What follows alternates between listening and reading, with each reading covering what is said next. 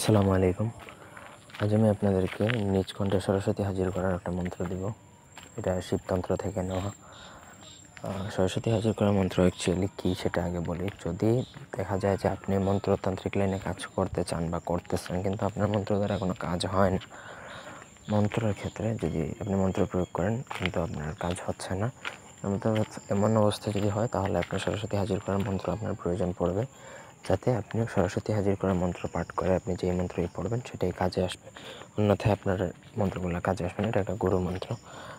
প্রথম থেকে ভিডিওটা না টেনে শেষ পর্যন্ত দেখেন। আমার চ্যানেলটা সাবস্ক্রাইব করবেন, লাইক কমেন্ট শেয়ার করবেন। ব্যক্তিগত যে কোনো প্রয়োজন বা যে কোনো কাজের জন্য স্ক্রিনে দেওয়া নাম্বারে সরাসরি ফোনে, হোয়াটসঅ্যাপে বা ইমেতে যোগাযোগ করে যে কোনো কাজ করাতে পারবেন, দেশে বা দেশের বাইরে থেকে।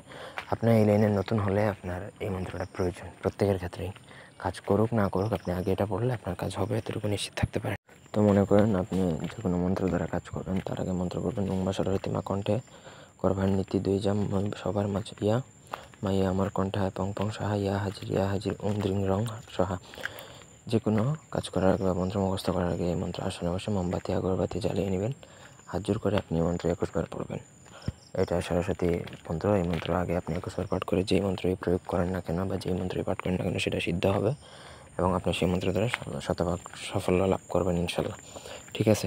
তো এটা হিন্দুদের মন্ত্র, আপনি চাইলে প্রয়োগ করতেও পারেন, নাও করতে পারেন, আপনার ইচ্ছা। ধন্যবাদ।